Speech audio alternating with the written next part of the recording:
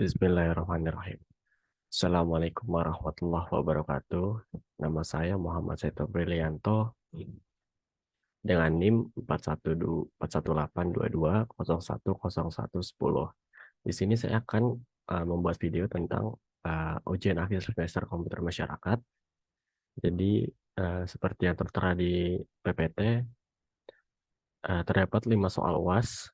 Soal yang pertama adalah berikan contoh studi kasus yang menceritakan tentang hak-hak kekayaan intelektual, baik mengenai hak kekayaan industri maupun hak-hak kekayaan teknologi informasi yang terjadi di dalam negeri dan di luar negeri. Masing-masing sebutkan 3 contohnya. Di soal yang kedua adalah apa yang dimaksud dengan plagiarisme dan bagaimanakah cara pencegahan plagiarisme. Ceritakan minimal 3 buah kasus di dalam negeri ataupun di luar negeri.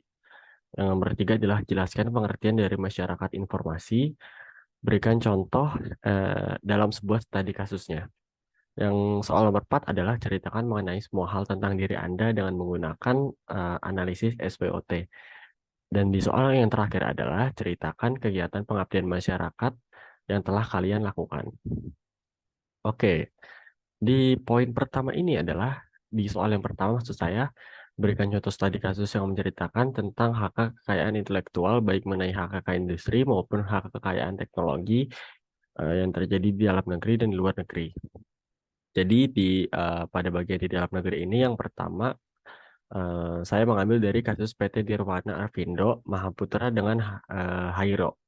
Jadi PT Nirwana Arvindo Mahaputra ini adalah perusahaan yang bergerak dalam bidang desain grafis. Perusahaan ini memasarkan dan memperdagangkan karya dan jasanya secara nasional maupun internasional. Terus perusahaan ini juga memaparkan karyanya melalui online maupun secara langsung. Jadi pada tanggal 21 Januari 2008 dan tanggal 13 Februari 2008, PT Nirwana ini mengetahui dari salah satu pegawainya nih bahwa ada salah satu karya desain grafisnya eh, digunakan oleh seseorang di dalam webpage di websitenya orang itu. Nama websitenya DeviantArt. Terus diakui juga sama orang itu sebagai pencipta dari kebangsaan Thailand yang beridentitas Hairo.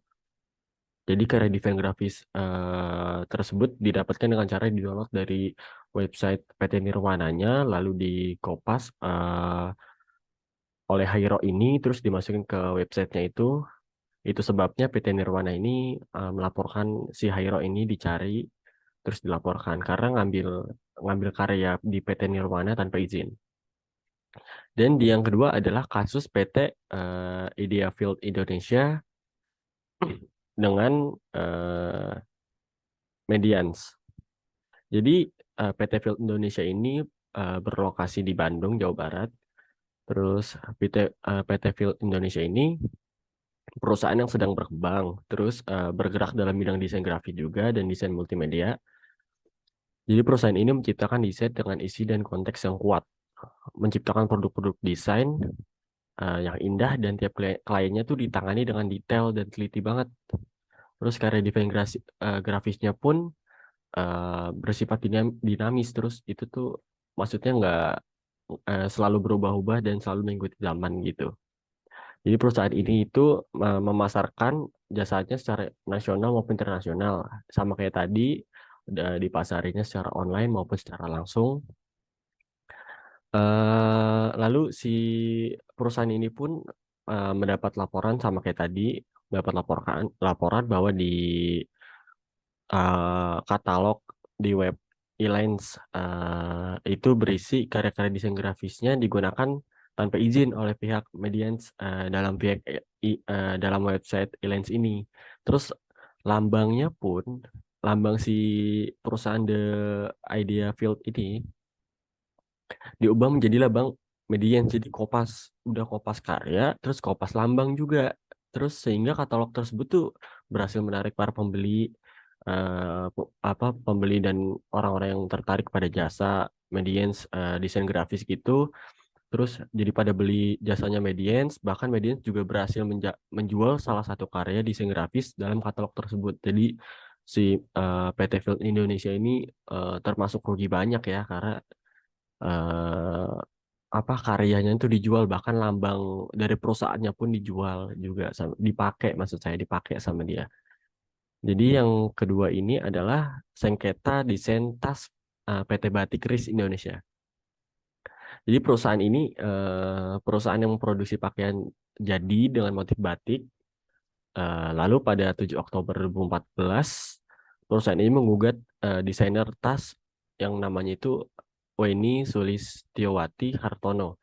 Dengan dasar desain tas milik Weni ini mengikuti desain tas milik Batik Keris, milik perusahaan ini. Jadi Batik Keris itu menilai tas yang didesain Weni ini tidak memiliki unsur kebaruan. Eh, jadi untuk mendapatkan hak desain industri dari Kemenham, sehingga perusahaan tersebut menilai desain itu haruslah menjadi milik umum dan bukan monopoli perorangan. Kendati demikian, Pengadilan Negeri Semarang menolak gugatan yang dilayangkan oleh Batik Kris tersebut. Penolakan juga terjadi saat Batik Kris mengajukan peninjauan kembali ke Mahkamah Agung. Jadi gitu kasusnya. Jadi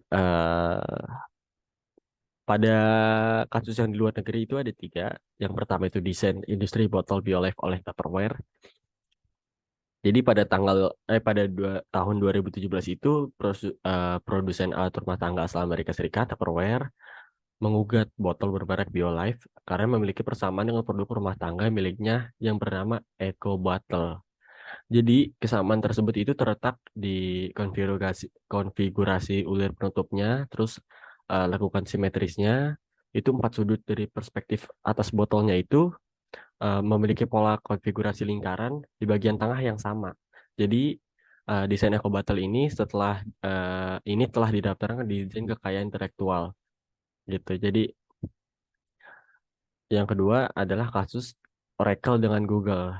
Jadi kasus ini tuh kasus perusahaan besar gitu ya, Google, siapa sih yang nggak tahu Google, juga Oracle ini juga perusahaan besar. Jadi kasus ini tuh bermula ketika Google ingin membesut platform sistem informasi untuk operasi Android agar kompatibel dengan aplikasi yang tengah dikembangkan itu lebih bagus. Jadi alih-alih membeli lisensi platform Java, terus dari Sun Microsystem ini agar program yang dikembangkannya bisa perusahaan teknologi asal bisa menunjang perusahaan teknologi asal Mountain View Amerika Serikat.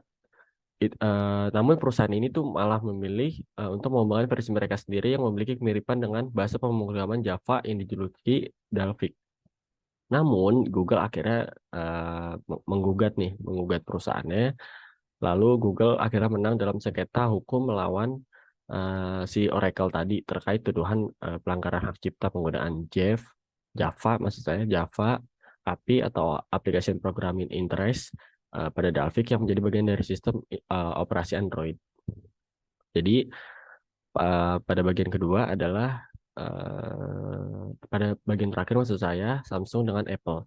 Jadi dilansir dari AFP, juri memerintahkan Samsung membayar juri atau hakim memerintahkan Samsung membayar denda tambahan sebesar 5 juta US dollar karena menyalahi hukum dengan mematenkan sepasang fungsi ponsel milik Apple.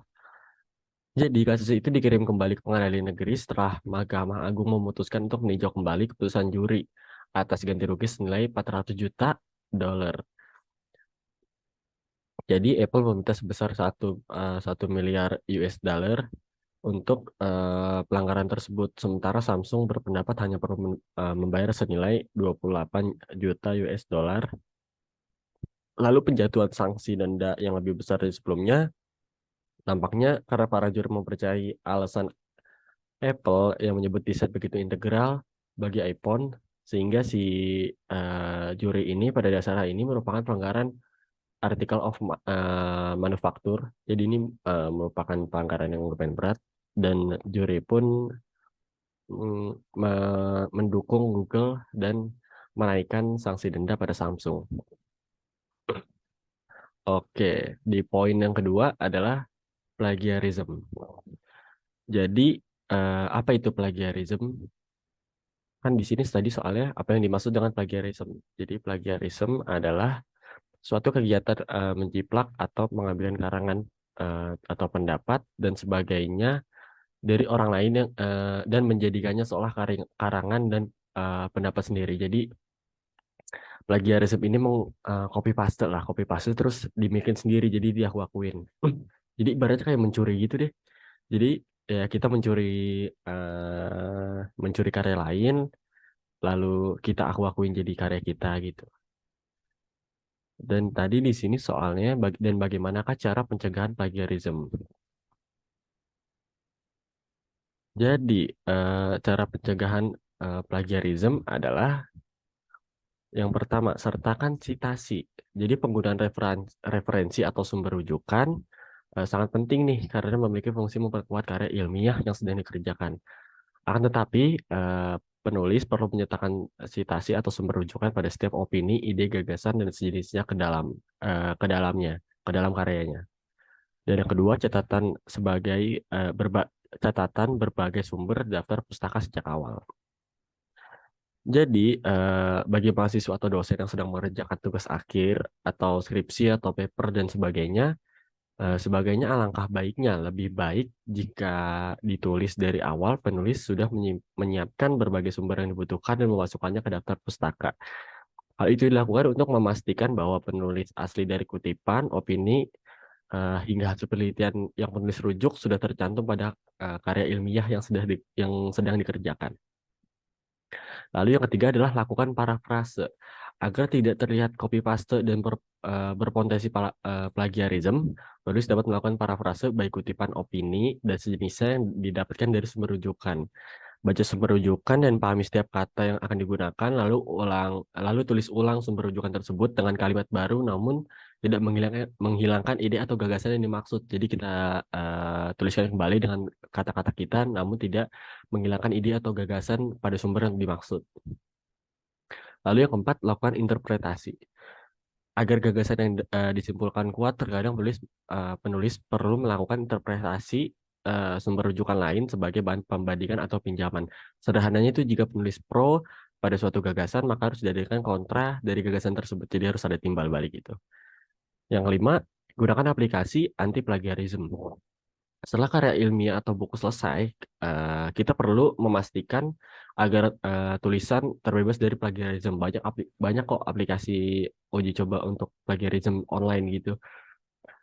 Terus kalian bisa akses aja secara gratis aplikasi-aplikasi tersebut. Lalu tadi soalnya ceritakan minimal 3 buah kasus plagiarism dalam negeri atau luar negeri. Oke, jadi kasusnya itu yang dalam negeri ada kasus Chairil Anwar 1949 pada tahun 1949 maksud saya. Jadi ada seorang tokoh namanya Hans Bagwe Jasin gitu. Dia itu menulis tulisan di mimbar Indonesia berjudul Karya Asli Saduran dan Plagiat membahas puisi Karawang Bekasi. Jadi kritikus sastra ini si Hans Bagwe ini bergelar Paus Sastra Indonesia itu membandingkan puisi Cheryl dengan The Dead Young Soldier karya si Archibald Maclise penyair Amerika Serikat dan terbukti menjiplak. Jadi Chairil Anwar ini dikritik dulu sama si Hans Bagwe, lalu dibuktikan kritikannya itu lalu ditemukan bahwa si Chairil Anwar ini menjiplak. Yang kedua adalah Yahya Muhaimin 1992. Jadi Ismet Fanani, ahli pendidikan asal Batu Sangkar, Sumatera, disertasi Yahya dituduh menjiplak tulisan berbagai ahli, yaitu The Politics of Client Businessman, disertasi Yahya yang dipertahankan di Mid Cambridge, Amerika Serikat. Lalu dibandingkan dengan Capitalism and Bureaucratic State in Indonesia 1965 sampai 1975. Judul asli tesis Robinson di Universitas Sydney 1977. Jadi si Yahya Muhaimin ini banyak ditemukan dan dibuktikan menjiplak beberapa karya untuk karyanya. Dan yang terakhir adalah Imade Kartawan Desember 2008. Dosen Institut Seni Indonesia Denpasar Imade Kartawan dituduh menjiplak. Tesis Kartawan pada 2003 yang berjudul Keragaman Laras Gong Kebiar di Bali sama persis dengan laporan penelitian berjudul Keragaman Laras atau Turing System. Gamelan gong kebiar hasil penelitian Profesor Bandem, Profesor Ray, Andre Todd, dan Nengah Suardita yang dilakukan pada 1999 dari Universitas Udayana. Jadi Imade ini menjiplak suatu karya, lalu dibikin karya lagi, namanya Keragaman Gong Kebiar, dan ditemukan bahwa dia menjiplak gitu. Jadi itu aja di luar negeri, dan setelahnya kasus plagiarisme di luar negeri yang pertama adalah Presiden Hungaria Paul Smith.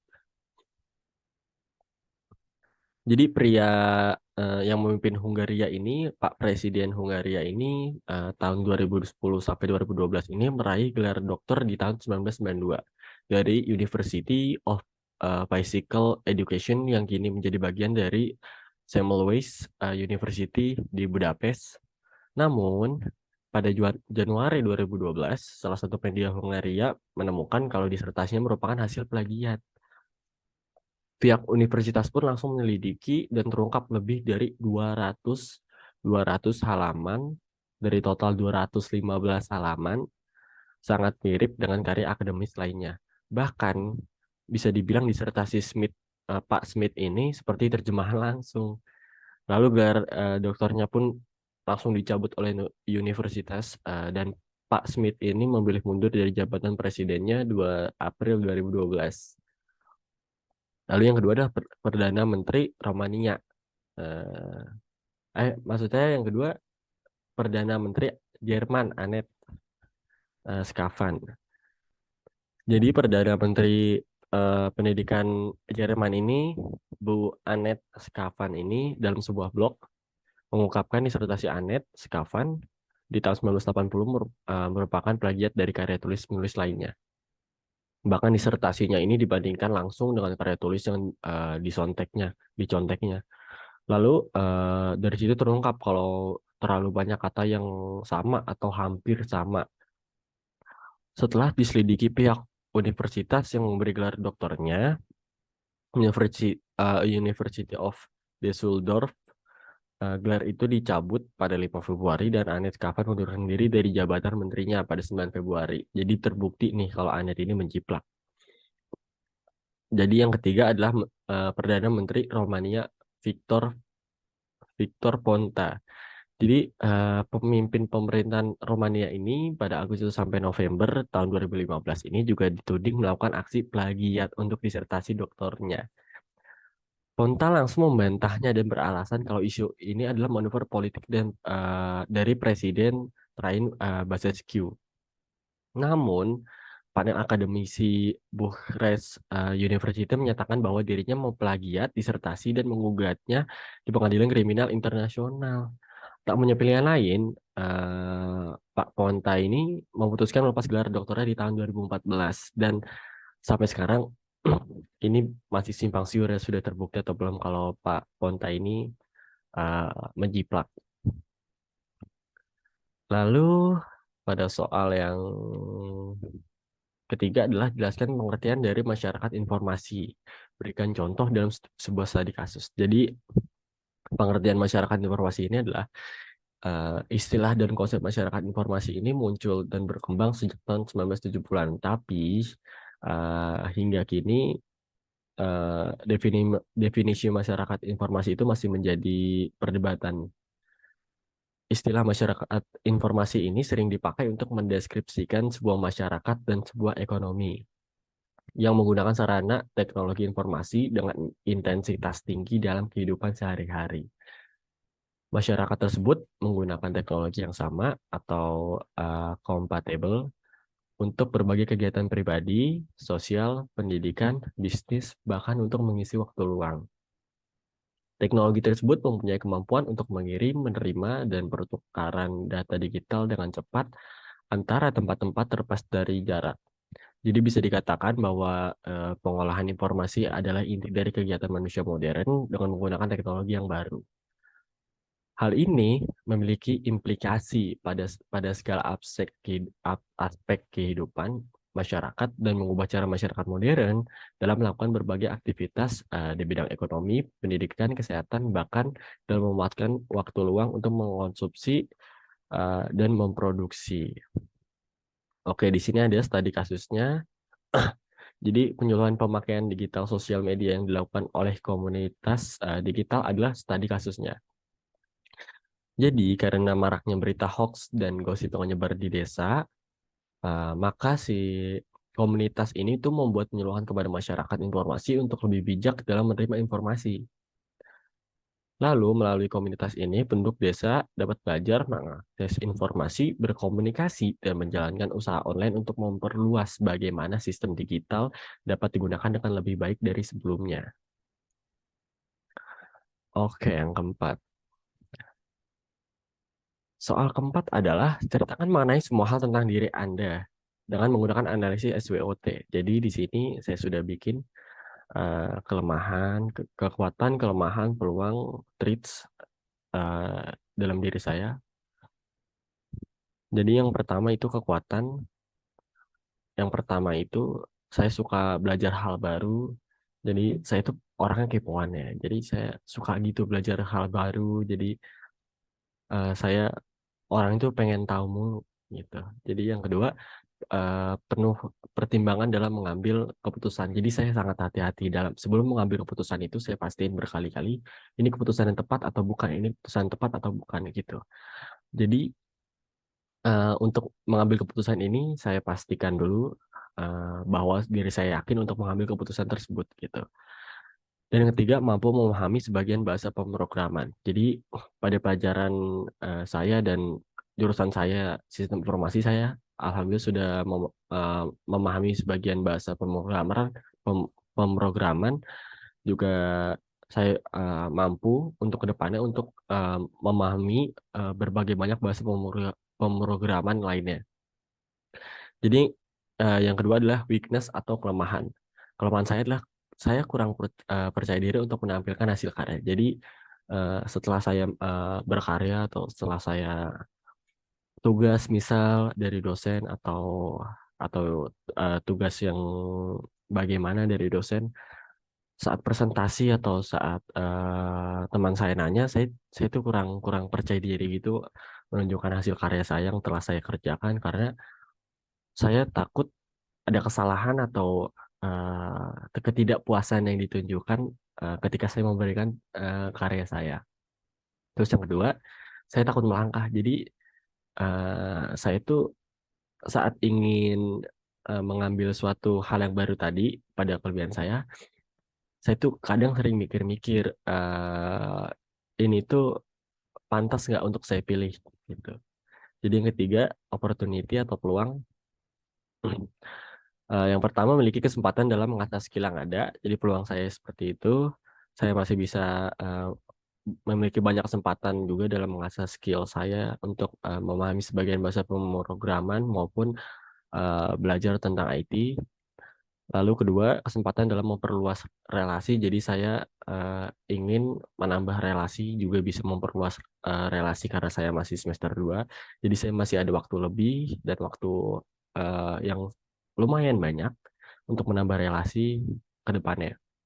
Yang ketiga adalah potensi di bidang IT sangat menjanjikan di masa yang akan datang karena saya lumayan tertarik pada bidang IT dan alhamdulillah sudah mampu memahami sebagian bahasa pemrograman tersebut, maka saya rasa saya memiliki potensi di bidang IT dan sangat menjanjikan di masa yang akan datang bidang IT ini. Lalu yang terakhir adalah ancaman atau threats. Persaingan yang bertambah ketat di bidang IT. Jadi ancaman saya seperti ini karena saya tadi takut untuk melangkah, saya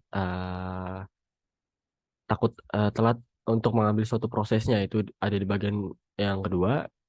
Jadi ancaman saya itu ya takut telatnya itu lalu karena persaingan yang bertambah ketat, jadi saya itu takut telat gitu mengambil prosesnya. Oke, yang terakhir adalah ceritakan kegiatan pengabdian kepada masyarakat yang telah saya lakukan. Oke. Jadi, pada pengabdian masyarakat ini, eee, saya dan teman kelompok saya yaitu Ibnu, lalu Valen, lalu Fahri, dan juga Ari, dan saya sendiri menjelaskan proposal tentang pengaruh kekerasan, dalam game online terhadap sikap agresivitas anak muda. Jadi dampak yang akan muncul akibat kecanduan main game online itu memiliki 4 aspek. Jadi aspek yang pertama itu kesehatan, aspek psikologis, aspek akademik, dan aspek sosial.